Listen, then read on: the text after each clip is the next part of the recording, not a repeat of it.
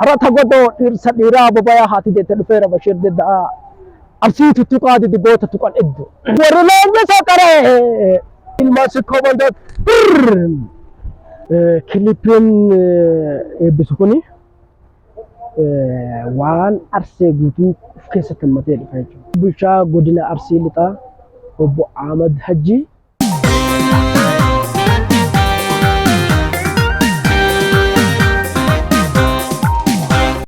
Shirdidaa jedhama kan itti dhaladhee ganda Shiree Booraraa aanaa Shaashamannee keessatti dhalate.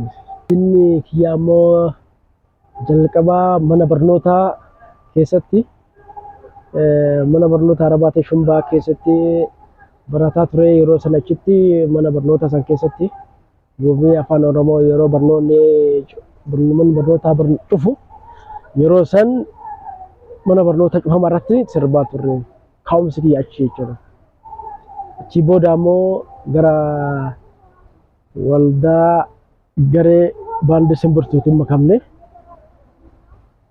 bara 1997 as makamee garee kanatti haga makamee beekta. Achi keessatti hoogganaan Amaan Goobanaa ture. Yeroo kanatti afaan Oromootiin baandiin kun waan hundeeffameef bara san isaanin makamee isaan wajjin aadaa kiyyaa fi seenaa uummata Oromoo akka dagaagu akka afaan keenyaan barannu akka afaan keenya waan barbaanne hojjechuu dandeenyutti loowa kennan barataa turre jechuudha. Durni artistoota keessaa inni fakkeenya sii ta'edha. Dura artistoota keessaa kan fakkeenya ta'e Umar Suleeman. Umar Suleeman baay'ee jaaladha. Diqqeen warra sirba isaa dhaggeeffataa guddadhee mana barnootaatti illee yoo sirbu Umar Suleeman sirboota isaa sirbaati. Waan guddaa isarraa baradhee jechuu dandeenya. Qaamaan arguudhaafus dhabaadhus isarraa fakkeenya isa. Kanaaf bakka hundatti yeroo sirbu yeroo taphadhu seenaa baay'ee sirboota isaa sirboota seenaati. Seenaa baay'ee isarraa baradhee jechuu dandeenya. Sirba isaa keessatti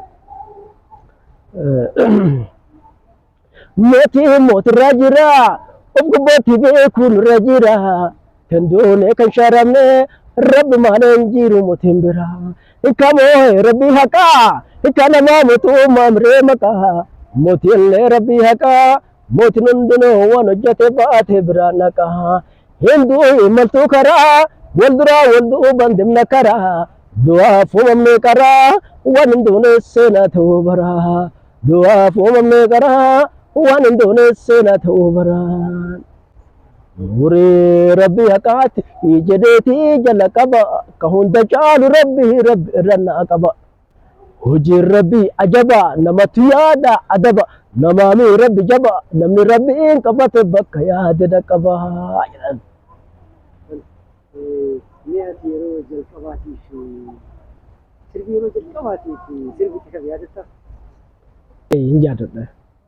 Sirba yeroo jalqabaatiif gara waltajjii qabadhee bahanii sirba Haayiluu Kitaabaati.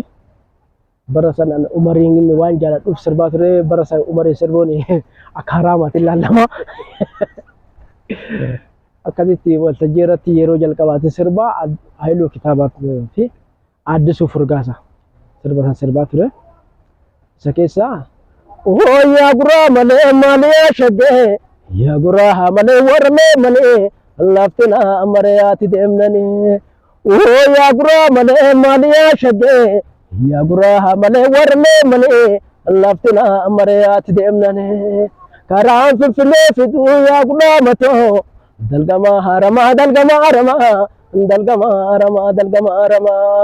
garaan morma kee baree akkamsi jedhu akka aananii nama raafamaa akka aananii nama raafamaa abbaayyeen kennaa jibbuu yaa qullaamatoo obboleeyyan keetii dabaallaqee obboleeyyan keetii dabaallaqee isaan maltu rakkisee yaadamaa makaa nafsituu barbaadee wal jaalatee nafsituu barbaadee wal jaalatee yaa guraa malee maaliyaa shaggee yaa guraa malee warmee malee laftina amariyaati deemnanii.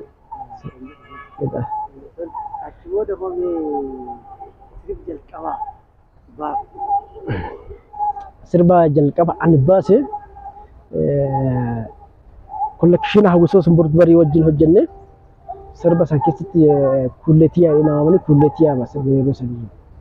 Inni sun sirbi jalqaba yeroo ta'e jalqaba hojjenne kulleetiyaa ka koropellaan samii gubbaa dhaabee lolaaka koropellaan samii gubbaa yoo si dhabooko lafa tonaa mara basaa jaalleetiyaa ka lafa tonaa mara basaa asheeta birraaka huma darraa kanan nallee nyaachiisanii huma darraa kanan nallee anoosi lobsooko akka addaan cinumillee taasisanii akka addaan cinumillee jedhaa sirba ture jechuudha.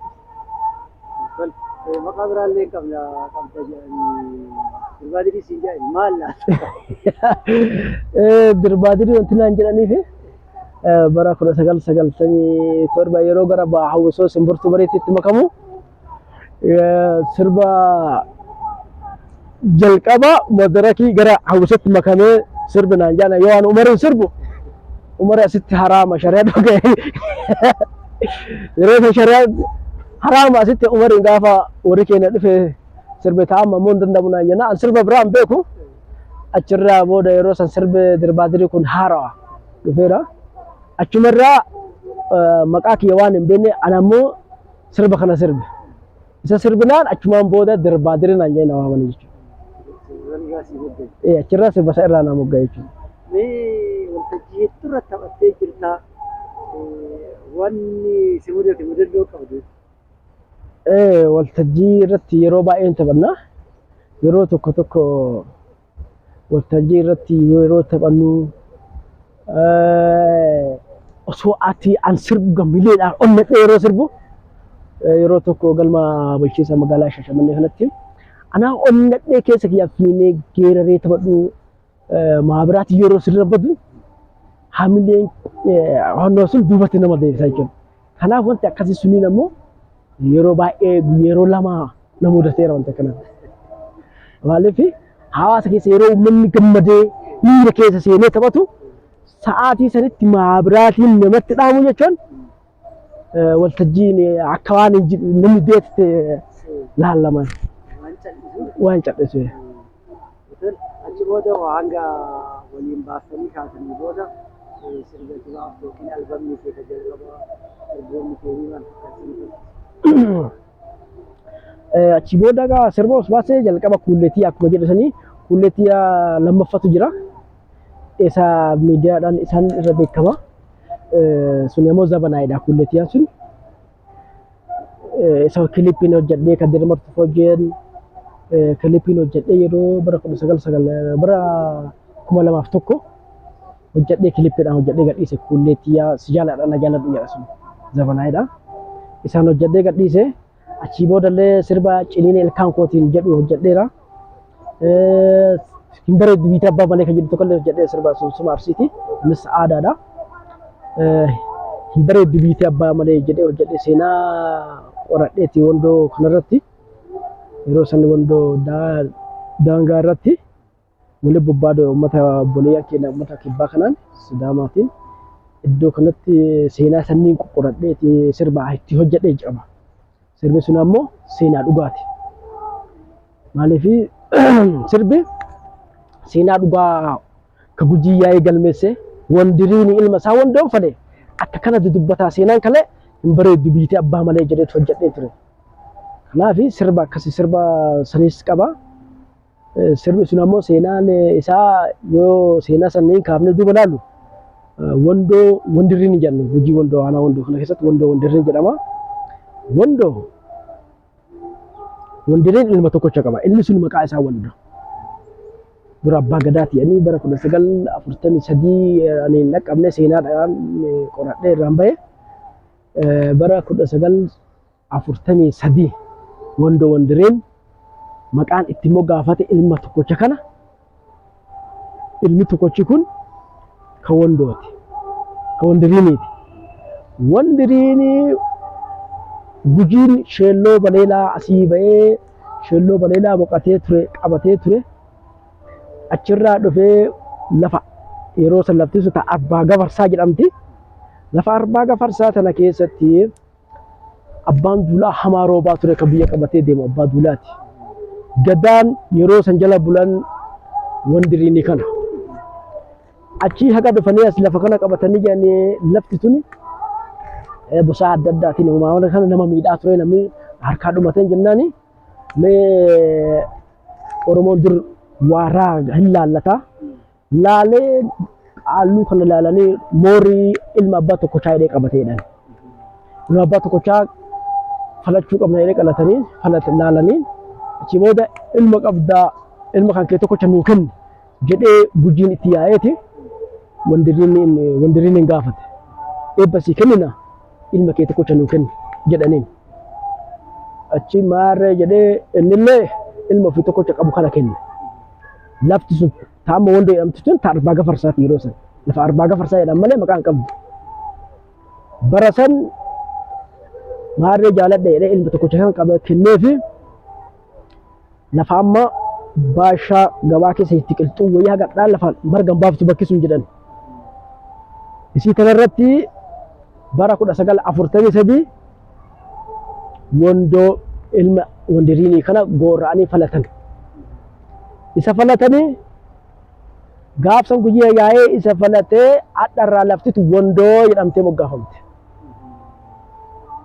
Wandoo jedhanii moggaafatanii laftitu maal yoo jedhan wandoo jedhan. Lafti ta'u wandoo jedhanii maqaa itti mogga'ee achii bara 1945 keessa bara Haayile Sillaaseen gaara Abaaroo kanatti yeroo telee dhaabaa turan sanitti yeroo san laftitu maali jedhee Haayile Sillaaseen gaafannaa laftitu wandoo jedhamti jedhan.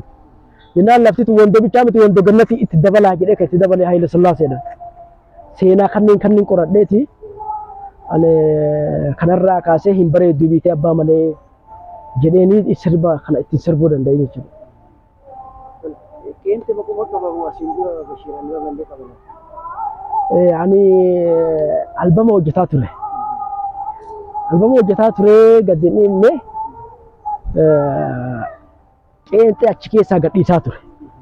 Maaliif yeroo san albama guutuu hojjedhu miimooriin kun dhufee udaan gaddeen inni miimooriin kun dhufee waan taanaan achi booda bakka qeenxee achi keessaa gadhiisaa ture sirboota kanneen. Albama guutuu gaddeen inni amma yoo rabbi irraa taate albama guutuu yoo rabbi irraa taate waggaa tokko booda albama guutuu ni eebbisa jedheeti karoora qaba. Haa ta'u amma hanga sirba 5 takkama hojjedhee xumureera. Bashiir yoo waltajjii irra bahu urgeera akka malee jedha. Eessaa dhufe ogummaan kun? Ogummaan kun iddoon ani itti dhaladhee murteessaadha. Warra dur geeraru aadaadha geerarsi kun. Abbootii keenyatti geerara akaakayyuu keenyatti geerara. Anis isaan irraa dhaalee dhufe. Maaliif aadaan kunniin baduu hin qabu. Aadaan hin argamne baduu hin qabu kan jedhuuni geerarsi kun na keessa jira. Mootummaan abbootii keenyaa akaakayyooti keenyaa kunniin nu keessa jira waan ta'eef wanti kun waan baduu hin qabneen isaan irraa dhaalee ani geerarsa kana jechuudha. Mee geerarsi maali? Maalitti ibsatu? Mee maalitti ibsatu? Geerarsi anaaf jireenya kiyya. Yoo aaree jedhe kan ittiin aarii ittiin bahu. Gaafa boraati. Yoo gammadullee yoo gammadu illee ittiin gammachuu kee ittiin ibsatu geerarsi. Geerarsi anaaf akkana jechuudha. Mee dur yoo abboonni geeraru akka dhagaa ijoollee jirra maaltu geerarama keessa? Duri urkoon hin geerartu qondaalatu geeraraa jedhan. Urkoo jechuun akkaataa aadaa keenyaatitti qondaala fi urkoon garaagarummaa qaba. Qondaala yoo jennu kan geeraru qondaala. Qondaalli bifa 2-3 qaba qondaalli. Qondaala qeerransa ajjeesee geeraru jira. Ka arba ajjeesee geeraru jira. Ka diina mirga keessa darbee biyya kee dhaaluuf dhufe ofirraa kuffisee ittiin cabsee ittiin geeraru. Kun diina ofii ajjeesee ittiin geeraruun biyya ofii irratti abbummaa ofii agarsiisee ittiin geeraree diina ofirraa cabsee ittiin deebisu. Gaaf kana warra akkanatti mirga qabutu geerara. Kan mirga akkanaa qabu. Mirga sadii diina ajjeesee, qeerransa ajjeesee, arba ajjeesee ittiin geerara. Kunniin maqaa qaba. Qondaalli akkanaa kan maqaa qabu kan guyyaa adii gaafa diina ajjeesee galu kudha qaba. Daraboon kudha itti qala. Mirgaan galee mirga san geersee ibsa.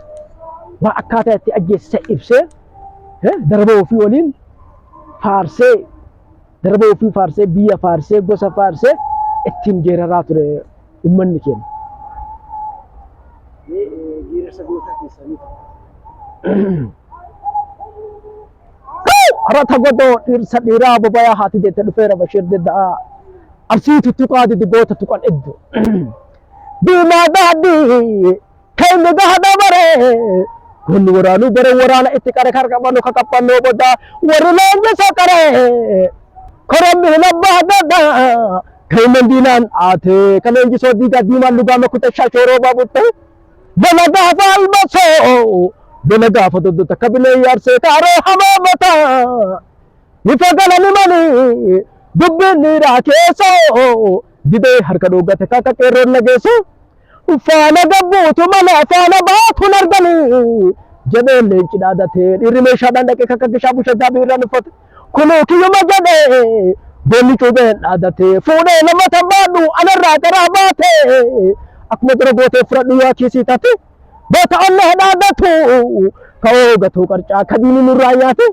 silaasaa deebifna osoo deebisuun tolle bootan diinaan sagannee dhiiran gaafa anoone seenaan nama dagatu hin dagannu yoomille gugurraa ijoollee arsee gaafa lola azulee waa beegama shixxeenne gootan baane yoo naannu dhiiran diddaa dhukaasee mammad gadaa qaallu gaafa lola dhaambirii hoomaa jeneraal waaqoo guutuu Aliyyi cirriifaa dhiirra isaa takkaan xiyyaara samii butu ijoollee gara goonii gootan baane hiloo jeneraal Hussein Bule koloneel Adam Jiloo biyya keessa afanatti ulfaataa kabajamoo haajicha keenya guddaa Abdullaahi Ganamoo gamtuuf kijibduu mini ila gootanni kenna gama icciitii yoo dhumne Haaji Adamiin beenna gamtuuf kijibduu miti ila gootanni kalee bookeedhaan hin dhaalamtuu qeen hajiroo balee tura abbaa guutamaa hawaasa abbaa jamarroo balee dabee sarara dhalane leencatu leenca dhale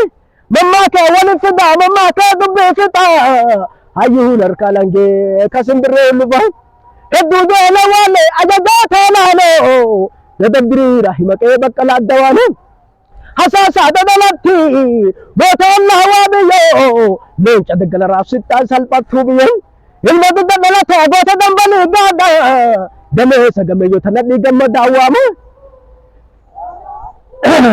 wantoonni yaadamnu haadha karra shananii shaashamallee faarsinaqee hajjaasanii hajjaasa gammadaa dhiira daraba hin qabne leencaa barbaada dirree jaalleenis dira dheegite teessoo lafa gootaa feeyyuu qeeboon saboo meessu shaallaa ajjaa gabbuune siraarara naannamne goota takkaannaama ijoollee gaara cabbii ijoollee gaara jaru dhiirra kilaashii faartiin dira goota qorsoo kee Mustafa Hussein kee abbatoo shobbee goota saadhoo arsoo yebaluudhaan himneenna biraan geennu fakkeenya qofaaf qabna waan mee fixuu hin dandeenyu lafee gootota kanaatu dhalloota eenyu marsee ulfaatoo akkanaati wayyooma akkanaatiin ijoollee darsee iyyeeyya dabarsa gaafa hubatu rakkoo baalee didaa gadab damballaan gannoo albasoo arsii arsoomni tokko warra dinnaan beekamuu bittaa fi sirnumaati gootan ija barbaadda ilmaan sikkoo mandooti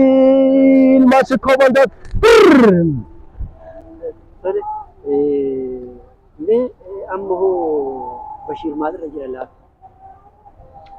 Amma Bashir geerarsa kana kan seenaa arsii ammatee seenaa gootota keenyaa warra abbootii qabsoo kalee warra seenaa qabatamaan galmeessee arra akka xurreen irra jiru kana karaa nutti agarsiisee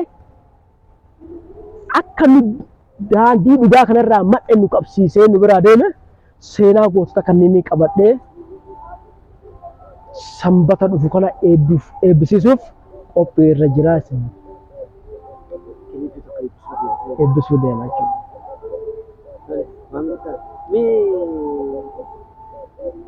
Aartiin Oromoo yeroo ammaa kana sadarkaa maalii irra jira keessattuu sirboonni aadaa fi sadarkaa maalii irra jira?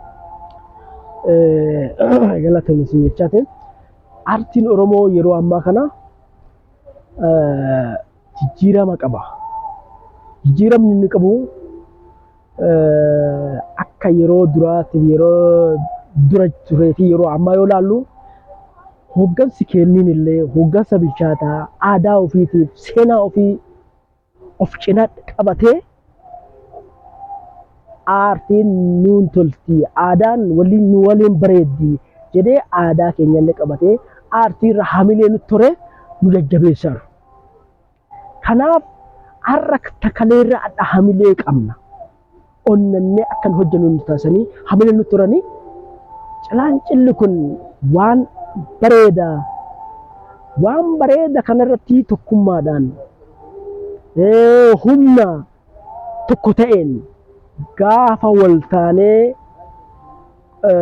maal jedhanii loomiin 50 abbaa tokko baadha loomiin nama 50 ammoo geetii akkuma jedhe san arsiin waan ofii kana humna tokko arsiin baay'eedha tokko ta'ee yoo birrii tokko walitti buuse aadaa ofii hojjechiisuu danda'a. Kanaaf bittinnaa'uu irra tokko taanee yoo warri wal deeggarre fiixa ba'aa jedhee abdii irraa qaba. Kanaaf yoo hoggansi amma biyya harkaa qabuu fi biyya bulchaaru aadaa ofii qabatee eenyummaa ofii wajjin hamilee nutti toree nu jajjabeessee akka aartiin kun galma ga'u nu taasisa waan ta'eef hunda dura galatoomaa isaaniin jechuu barbaada. Amma lafaa dhufa amma sirbi baay'ee alarraa fa'aa garagalfatamaa kan nama fa'aa biraa fa'aa garagalchuutu jira. Garuu aadaan kun akkuma jiru lafa jira. Mee lafaa dhufu kun maalirra osoo dalagee bu'aa qabeessa ta'a? Warri lafaa dhufan weellistoonni kun uumee jalqabaa irratti abbootii gadaa qabna warra aadaa beeku hawwata siinqee qabna warra seenaa hin banne harkaa qabatee deemaa jiru. Gaafa isaan badan ammoo seenaan kun hin bada. Namni tokkoon duraa tokkoon jiraata. Gaafa isaan nu biraa deeman waan isaan harkaa qaban kana irraa fuunee dhaaluu qabna. Uumee jalqabaa aadaa teenyatti na fuunee yoo fuunee ittiin hojjenne galma geenna. Yoo ammoo aadaa waan hin taane wal keessa maqaa deemne aadaan tunu nu harkaa badaa deemti. Kanaaf aadaa uumee jalqabaa teenya irra dhaabbanne yoo isii fuunee hojjenne ittiin beekamna ittiin guddachuu dandeenya. Kanaaf aadaa tiyyaan beekamu ittiin beekama malee ittiin hin qaana'u. Ittiin beekama malee ittiin guddadha malee waan ittiin salphadhu miti. Kanaaf uumee jalqabaa teenya sana yoo qabannee guddinne warri ittiin beekamuu dandeenya jedheeti dhala dhufuu nu booda dabarsu.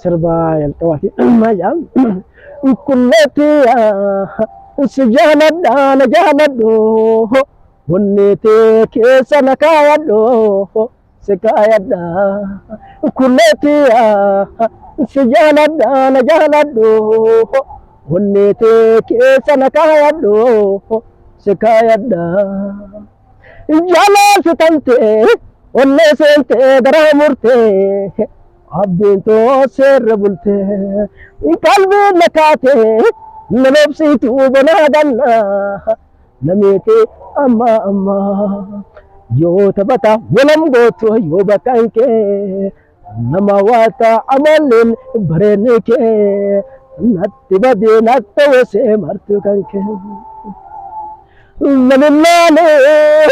lalillaani onneentii atiree bootee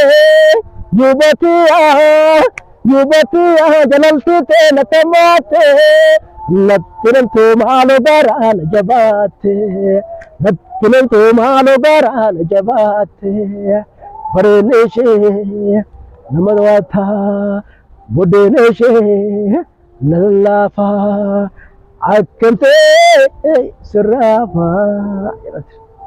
Ciina akka jiruuf hin ta'e jirta. Mee maal qabatee maal of keessaa qaba sirba akkamiiti waan achirra jirtu. Kilipiin eebbisu kuni waan arsee guutuu of keessatti hammatee dhufa jechuudha. Waan ilmaan arsee warra seenaa hojjetanii nutti dabarsisan seenaa kana qabatee of hammatee of keessaa qaba. Kana qabadhee torbee dhufu gara keessan ba'a. Kottaatii hirmaadhaa waan keessanii waan arseetii seenaa arseetii. Iddoon isaa galma bulchiinsa magaalaa Shaashamanneeti. Sa'aatii 2 irraa eegala. Kanaaf kottaa hirmaadhaa isiniin jenna. Gara xumuraan namoota si gargaaratanii si gargaaran namni galateeffadhu sadarkaa tokkoffatti bulchaa godina Arsii Lixaa obbo Ahmad Hajji guddaa galatoomii ulfaadhu umurii har'aa keessaa nu turii seenanii jechuu barbaada. Ta'an sodaan fayyaa godina Arsii Lixaatti sektaroota aanaa Shaashamannee sektoroonni godina Arsii Lixaa jala jiran aanonni godina Arsii Lixaa jala jiran bulchiinsi magaalaa Shaashamannee hundi keessanuu galatoomaa ulfaadhaa na cinaa dhaabbattanii kilipiin kun akka galma naa ga'u warri na deeggartan warri humnaan yaadaas na cinaa dhaabbattanii milkaa'ina kiyya kanaaf na wajjin zooraa turtan hundinuu ulfaadhaa galatoomaa naa jiraadhaa isiniin jechuu barbaada.